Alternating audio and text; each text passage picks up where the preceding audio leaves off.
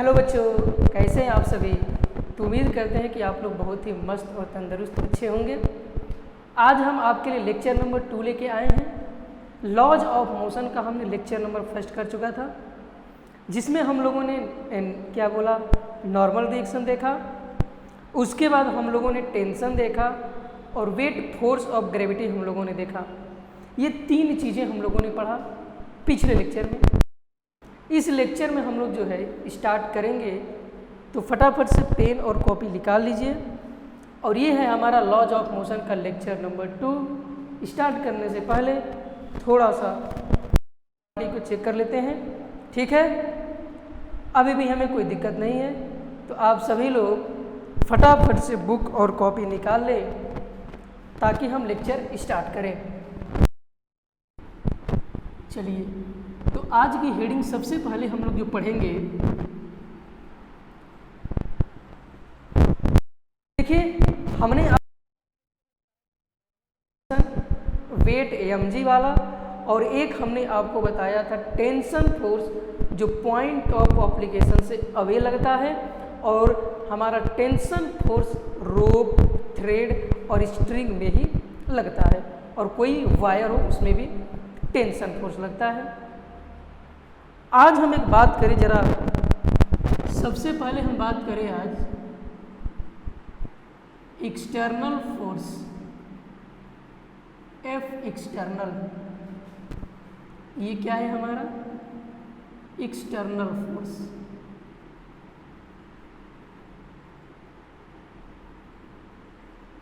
External force समझते हैं क्या होता है। जैसे सपोज करिए कोई ऑब्जेक्ट है, बॉडी है,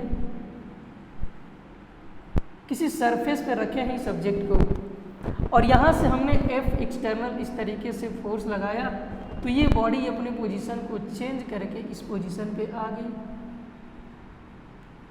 मतलब कि फोर्स ने क्या किया इस ऑब्जेक्ट पे, जैसे ही हमने एक्सटर्नल फोर्स लगाया तो ऑब्जेक्ट आपकी क्या हो गई, एक्सिलरेट हो गई। क्या हो गई, एक्सिलरेट हो गई। एक्सिलरेट होने का मतलब कि इसके वेलोसिटी में चेंज हुआ, और वेलोसिटी में चेंज मतलब कि पोजीशन में भी चेंज हुआ है। तो अगर एक्सटर्नल फोर्स अगर आपका 0 नहीं है तो एक्सेलरेशन भी आपका 0 नहीं होगा, और यदि एक्सटर्नल फोर्स आपका 0 है किसी बॉडी पे तो उसमें आपका एक्सेलरेशन भी 0 होगा। क्योंकि जब तक आप बॉडी पे एक्सटर्नल फोर्स नहीं लगाएंगे, बॉडी आपका एक्सेलरेट नहीं करेगी। तो फोर्स का काम होता है पोजीशन को चेंज करना या फिर बॉडी को एक्सेलरेट कराना, ठीक है। इसको ज़रा नोट कर लिए, थोड़ा सा जल्दी से नोट करिए, इसको थोड़ा सा नोट करिए, उसके बाद आगे चलते हैं, ठीक है। ओके, तो हम क्या आपको बताने जा रहे हैं, अब जरा ध्यान दीजिएगा कि एक्सटर्नल फोर्स यदि किसी भी सिस्टम पे लगता है, एक्सटर्नल फोर्स यदि किसी भी सिस्टम पे लगता है तो आपका सिस्टम एक्सेलरेट करेगा। करने का मतलब कि उसके वेलोसिटी में चेंज होगा, और वेलोसिटी में चेंज होने का मतलब कि ऑब्जेक्ट डिस्प्लेस हो जाएगी, पोजीशन को चेंज कर देगी। तो एक्सटर्नल फोर्स का काम ही होता है बॉडी को एक्सेलरेट कराना या सिस्टम को एक्सेलरेट कराना। किसी भी ऑब्जेक्ट के ऊपर यदि फोर्स लगता है तो बॉडी एक्सेलरेट करना तय है। क्लियर हुई बात। तो ये एक्सटर्नल फोर्स है। अब जरा एक और फोर्स की बात कर लेते हैं, वो फोर्स है हमारा इंटरनल फोर्स। दूसरा फोर्स है हमारा इंटरनल फोर्स, एफ इंटरनल। क्या है हमारा इंटरनल फोर्स, जरा देखिए। हम एक सिस्टम का, और इस सिस्टम में कोई ऑब्जर्वर को बिठा देते हैं इस तरीके से, ठीक है। अगर ये ऑब्जर्वर अंदर से इस सिस्टम पे फोर्स लगाता है,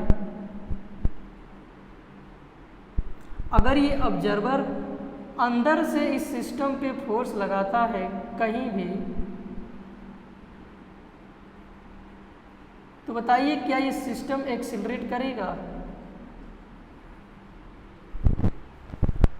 ये जो ऑब्जर्वर है हमारा, इस ऑब्जर्वर को हमने सिस्टम में ही बैठा दिया।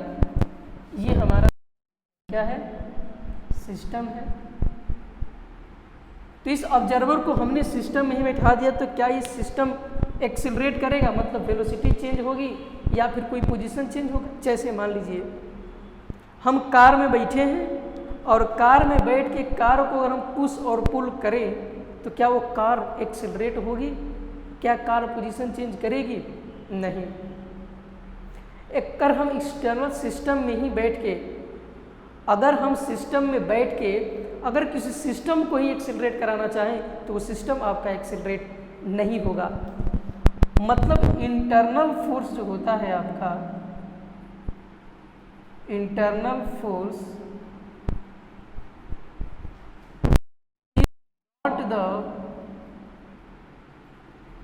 is not the cause of change in position of body,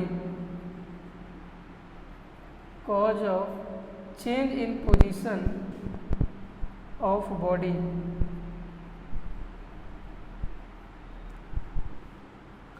इसका कहने का मतलब क्या है कि यदि कोई बॉडी का पोजीशन में चेंज हो रहा है, बॉडी एक्सिलरेट हो रही है, तो उसके लिए आपका सिर्फ और सिर्फ एक्सटर्नल फोर्स रिस्पॉन्सिबल है। इंटरनल फोर्स आपका सिस्टम को मोशन नहीं कराएगा। इंटरनल फोर्स किसी भी सिस्टम को मोशन नहीं करा सकता है। अगर सिस्टम मोशन कर रहा है तो उसके पीछे रिस्पॉन्सिबल है आपका ये एक्सटर्नल फोर्स। कौन सा force? External force. Internal force not the cause of motion.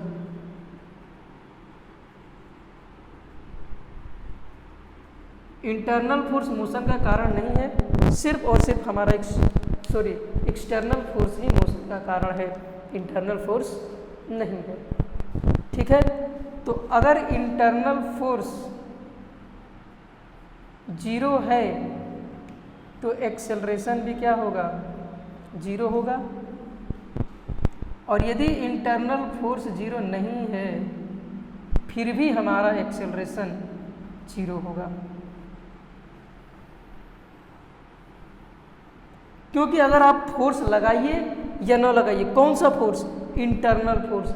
अगर इंटरनल फोर्स लगा रहे हैं, नहीं भी लगा रहे हैं, मतलब इंटरनल फोर्स जीरो नहीं, मतलब फोर्स लगा रहे हैं, यहाँ फोर्स नहीं लगा रहे हैं तो एक्सेलरेशन जीरो है, यहाँ भी एक्सेलरेशन जीरो है।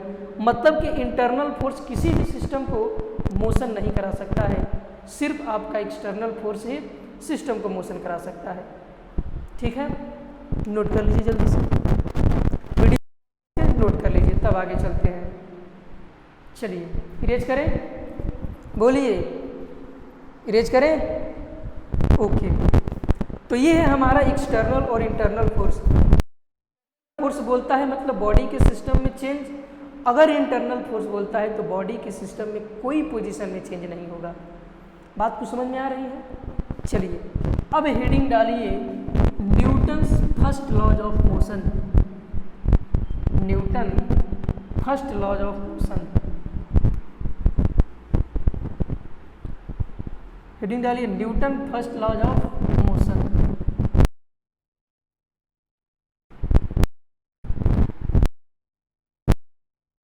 हेडिंग डालिए Newton's first law of motion.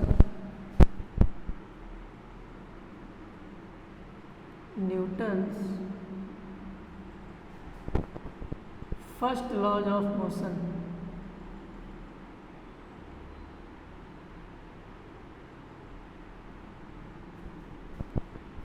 Newton first laws of motion.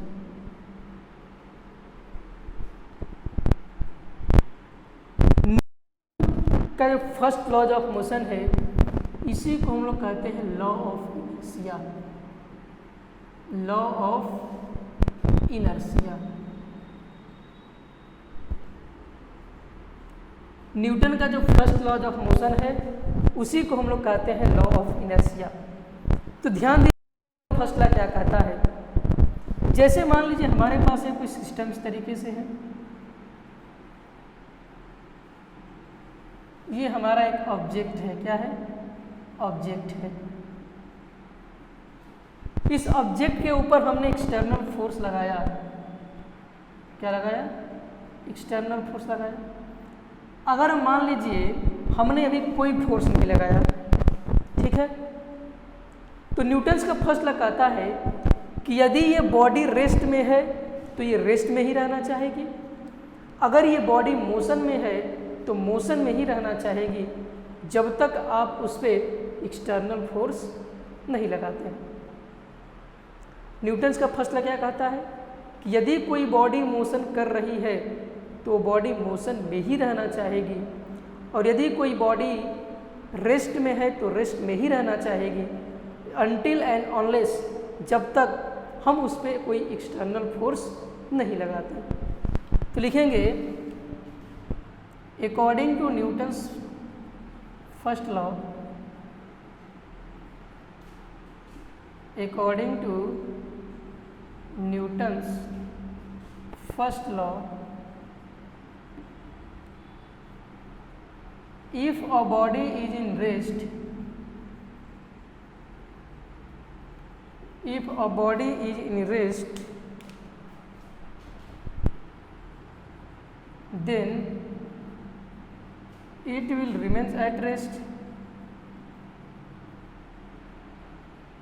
It will remains at rest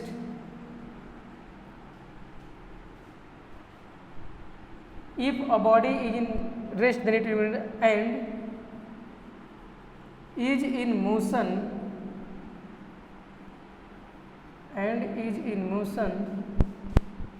then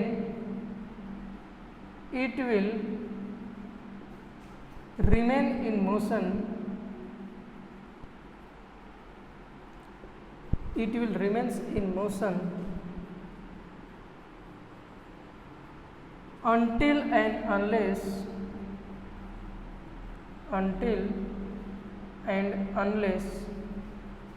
no any external force is applied, no any external force is applied.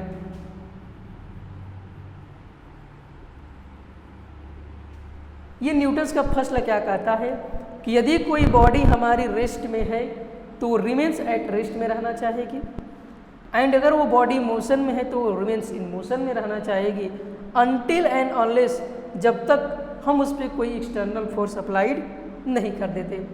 तो जैसे ही external force applied करेंगे तो जो object rest में रहेगी वो motion करने लगेगी, और जो ऑब्जेक्ट मोशन में है वो रेस्ट में आ जाएगी। क्लियर हुई बात? नोट कर लीजिए इसको, इसी को लॉ ऑफ इनर्शिया भी इसी को हम लोग कहते हैं। नोट कर लीजिए, वीडियो को पॉज करके जल्दी से नोट कर लीजिए। चलिए आगे देखते हैं, इरेज करें इसको। चलिए इसको इरेज करते हैं और आगे देखते हैं, ठीक है। न्यूटन्स लॉज ऑफ मोशन और लॉ ऑफ इनर्शिया इरेज करते हैं और चलते हैं आगे। और अब अगली हेडिंग डालिए आप लोग, इनर्शिया। अगली हेडिंग डालिए, इनर्शिया क्या है। अगली हेडिंग डालिए, इनर्शिया।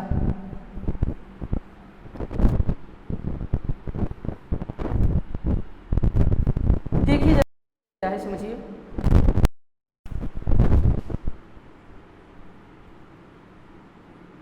इनर्शिया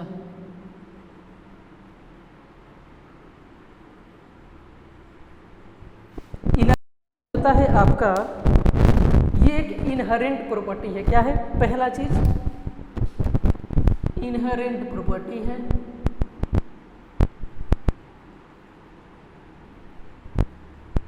इनर्शिया जो है आपका, ये इनहेरेंट प्रॉपर्टी है। का मतलब इंटरनल प्रॉपर्टी। क्या है?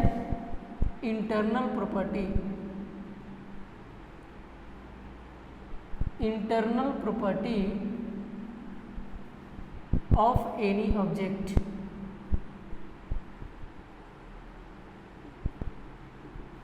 कोई ऑब्जेक्ट के बाद अपनी अपनी प्रॉपर्टी होती है, इंटरनल प्रॉपर्टी, और वो है हमारी इनहेरेंट प्रॉपर्टी। तो इनर्शिया जो होता है ये आपका इनहेरेंट प्रॉपर्टी होते हैं, इंटरनल प्रॉपर्टी। ये खुद की किसी भी ऑब्जेक्ट के इंटरनल प्रॉपर्टी होती है, by virtue of which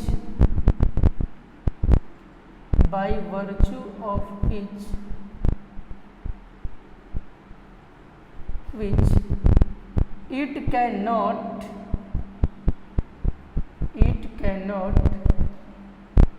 change their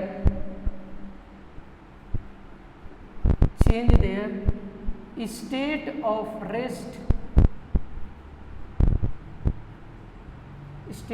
rest or uniform motion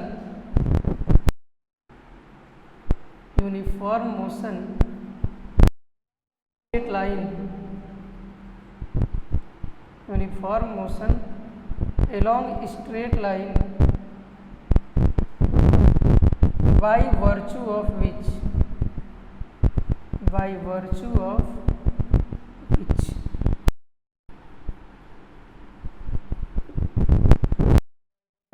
straight line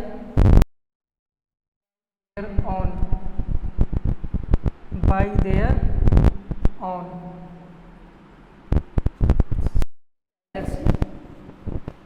inertia एक इनहेरेंट प्रॉपर्टी है, मतलब इनर्शिया एक प्रॉपर्टी है। क्या है? प्रॉपर्टी है सिर्फ। और इंटरनल प्रॉपर्टी किसी भी ऑब्जेक्ट की इंटरनल प्रॉपर्टी है कि अगर कोई ऑब्जेक्ट रेस्ट में है तो वो रेस्ट में ही रहना चाहता है, अगर कोई ऑब्जेक्ट मोशन में है तो वो मोशन में ही रहना चाहेगा। वो अपने आप अपने या तो रेस्ट में हो या फिर मोशन में हो, वो अपने आप को खुद से नहीं चेंज कर सकता है। नहीं समझ आया? मतलब कि अगर कोई ऑब्जेक्ट रेस्ट में है तो रेस्ट में ही रहना चाहिए, खुद से नहीं चेंज होगी। और यदि मोशन में है तो वो खुद से नहीं रुकेगी जब तक आप उस पर कोई एक्सटर्नल फोर्स नहीं लगा देते। तो उसी की वजह होता है आपका इनर्शिया। इनर्शिया का मतलब होता है कोई ऑब्जेक्ट रेस्ट में है तो रेस्ट में ही रहना चाहेंगे। ये किसी भी ऑब्जेक्ट की इंटरनल प्रॉपर्टी है कि हम रेस्ट में है तो रेस्ट में ही रहना चाहेंगे, मोशन में है तो मोशन में ही रहना चाहेंगे, खुद से अपने स्टेट्स को चेंज नहीं करेंगे। तो उसके स्टेट को चेंज करने के लिए हम लगाते हैं एक्सटर्नल फोर्स। तो इनर्शिया सिर्फ और सिर्फ आपकी एक प्रॉपर्टी है। क्या है? प्रॉपर्टी है। नोट करिए जल्दी से, तब आगे चलते हैं। हो गया? चलें आगे। और इनर्शिया जो होता है आपका, inertia is not a physical quantity. Inertia is not a physical quantity. Inertia हमारी कोई फिजिकल क्वांटिटी नहीं, सिर्फ और सिर्फ आपकी प्रॉपर्टी है। क्या है? प्रॉपर्टी है। और इनर्शिया जो होता है, inertia oppose the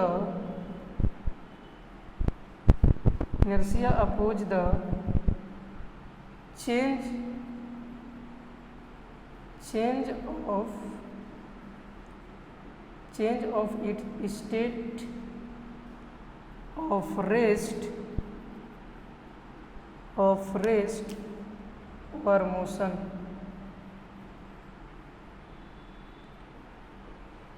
inertia quantity नहीं है और इनर्शिया अपने रेस्ट के या मोशन के चेंज होने का विरोध करता है, अपोज करता है। मतलब रेस्ट में है नहीं रहना चाहेंगे, मोशन में है तो मोशन में ही रहना चाहेंगे। तब वो अपने चेंज जो होता है, जिसमें बदलाव होना रहता है, उसका वो विरोध करती है। क्या करता है? विरोध करता है। और तीसरा जो हो जाएगा आपका, इनर्शिया जो है, inertia is directly proportional to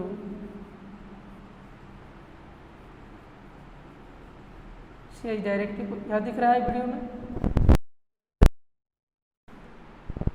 नहीं दिख रहा है ना, इसको लिख देते हैं नीचे।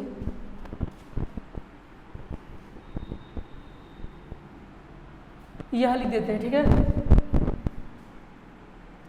इनर्शिया जो होता है, inertia depends on mass of the body. Inertia depends on mass of the object. Inertia जो होता है ऑब्जेक्ट के मास पे डिपेंड करता है। कैसे?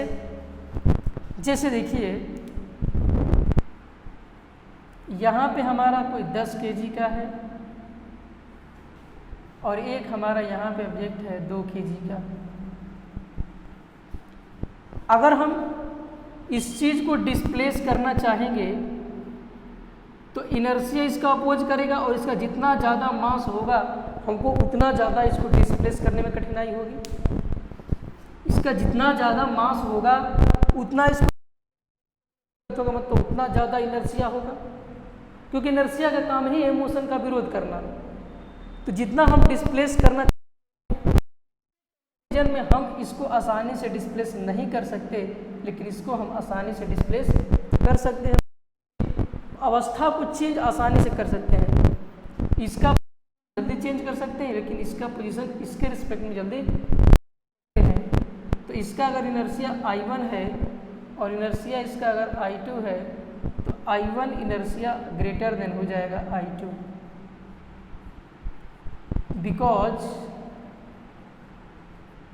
because mass of first body greater than mass of second body। तो जितना ज़्यादा मास होगा उतना ज़्यादा इनर्शिया होगा। इनर्शिया डिपेंड करती है ऑब्जेक्ट के मास पे। जितना ज़्यादा भारी उतना ज़्यादा विरोध होगा उसका अपोज करने में, मतलब उतना ज़्यादा उसको मोशन कराने में अधिक होगा। तो जितना अधिक होगा उतना उसका इनर्शिया अधिक होगा, मतलब उतना अपोज करेगा अपने चेंज होने के। नोट कर लीजिए जल्दी से, तब आगे चलते और कुछ बताते हैं आपको। ठीक है, हो गया। तो आज का लेक्चर जो है हम यहीं पे समाप्त करते हैं। ठीक है, आज थोड़ा सा कुछ हमें वर्क है तो इसलिए क्लास को थोड़ा जल्दी सस्पेंड करना पड़ रहा है, अदरवाइज हम क्लास ले लेते। ठीक है, कोई दिक्कत नहीं है, अगले क्लास में मेंटेन कर लिया जाएगा जितना छूटा है, क्योंकि अभी हमें थोड़ा अर्जेंट वर्क है कुछ। ठीक है, तो आज का लेक्चर हम यहीं पे समाप्त करते हैं। कल मिलते हैं आपसे। Best of luck.